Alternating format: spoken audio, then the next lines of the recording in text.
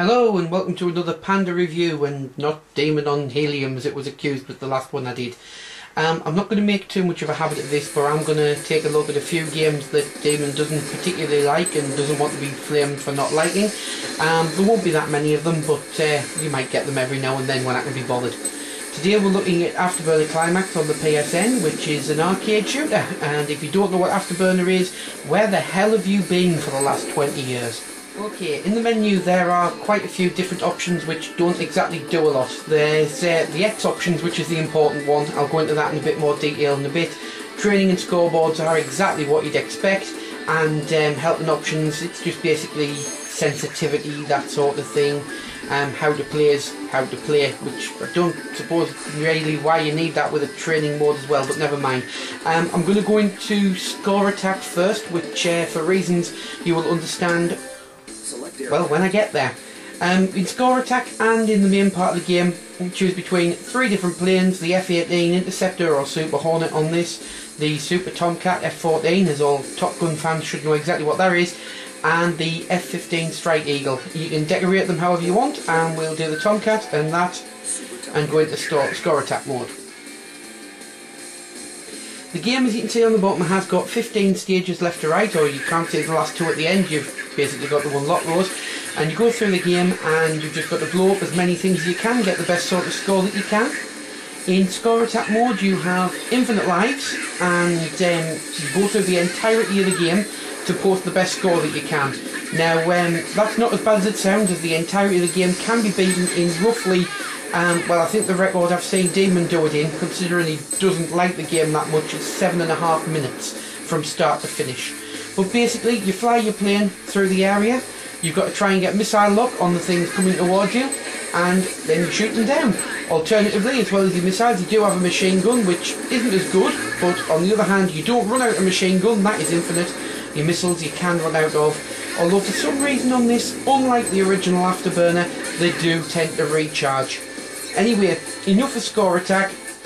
That's pretty much all there is to show you. I'm going to have a look at the main game and show you some of the X options that you can unlock by playing the arcade mode.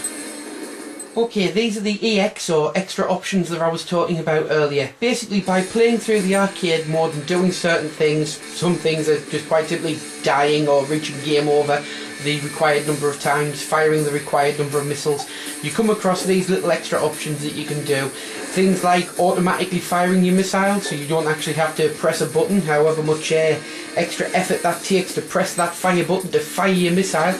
Alternatively, you can have automatic guns on, you can automatically have speed boost on, you can automatically go slowly, all sorts of stuff. So what I'm going to do, I'm just going to put a few of them on and let you have a look. Okay, this is arcade mode, and now I'm playing as the F-18 with another funky paint job which does absolutely nothing other than change what your plane looks like. Basically, I've put this on with a section of the X options to basically show you the game playing itself. I have no control over the game whatsoever. I'm sitting with the controller suspended in front of me. I'm not touching anything. As you can see, I'm pretty much blowing everything up, and I haven't missed a shot yet.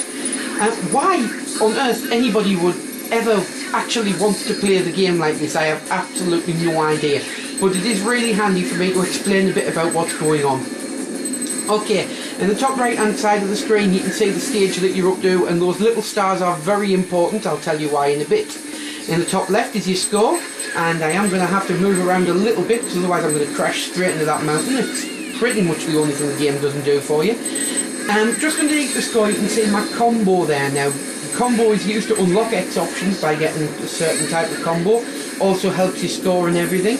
And then under there to the bottom you can see the missiles and the little infinity symbol. That's because I've got the X option for infinite missiles on, but if I didn't have that on they'd be depleting every time I fired one. Then you can see the climax gauge. This is climax, which is a bit like a bullet time type thing. What it is with Sega and climaxing all of a sudden, it's like Bayonetta was all that sort of thing, but never mind.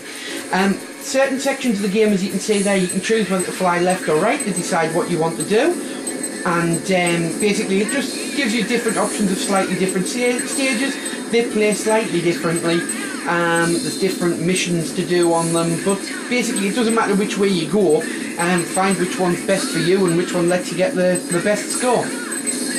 Underneath the climax gauge is your speed. Now I'm maxed out again because it's an X option, but if you didn't want to be maxed out and you were on the normal speed of the game, you'd be halfway, and then you could either temporarily speed up to this speed, or you could hit the brakes, and unfortunately they don't fly right by, but it will slow you down.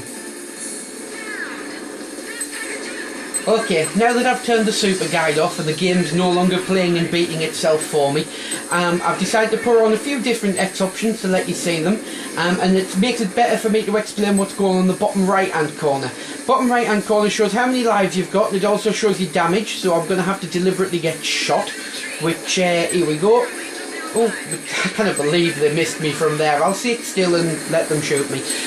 Basically, your armour's there on the bottom right, and that goes down as you get hit. Yay! And you can usually absorb about 3 hits before you blow up, or if you crash into a mountain, that totally takes you out. I've got the third plane on now, as I said, just to give you a look, and very quickly, I'm going to come into the music. I'm going to show you the special stages and what those stars meant I was on about earlier on, and a quick demonstration about why Demon doesn't actually like the game.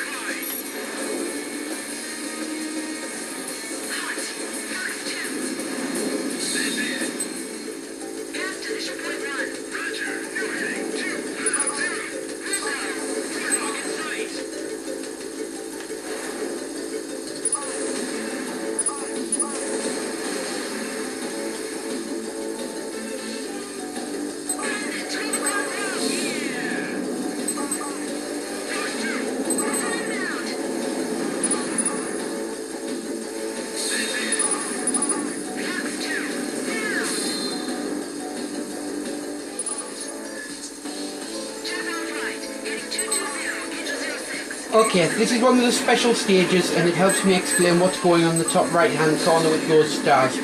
If you perform really well, and most importantly don't die for 5 stages in a row, then instead of getting the normal stage, you get a secret stage. It is still pretty much the same sort of thing, you've got the same type of thing to do, only generally there's more targets to shoot down so you can get a bigger combo. In this one, you've just got the basics to do. In certain other ones, you've got instances where you'll get secret missions that will be thrown in, or real-time missions, such as downing a stealth fighter whilst only using your guns, that sort of thing. They're quite fun to do as well, and it just adds a little bit more to the game, which, to be fair, when you can beat it in 10 minutes, it does need every little bit of help it can get. After every 5 stages, you get a score screen like that, and basically tells you how you're doing, how many you've downed, that sort of thing, just basically to let you know how you're getting on. But the last thing to mention, which is going to be incredibly difficult on this bit, so I'm going to have another cut. Right, I've just been reminded I've got more than one thing to say. First of all, the music you're hearing now is the classic Afterburner 2 music. You can also have the remix climax music as well if you want to. What you're seeing going on at the moment, and I did drop a few hints at early on in the video, what Demon doesn't like about the game, the barrel roll.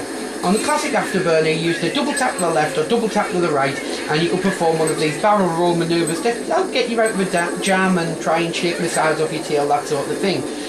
In this game it's been changed slightly to going left, right, left, which if you like David, or Demon, and you like to move around properly, then you're going to end up barrel rolling a lot and leaving yourself a sitting duck for all them red missiles that's heading in your general direction. For me, I don't find it that bad. It's annoying, but it's not that bad. When I first heard this game was coming out, I thought, oh my god, yes, and all I can say to Sega is, well, you've released 2 of them, we've got Outrun, we've got Afterburner, Space Harrier next please, and then Super Hang On, and that'll do me fine.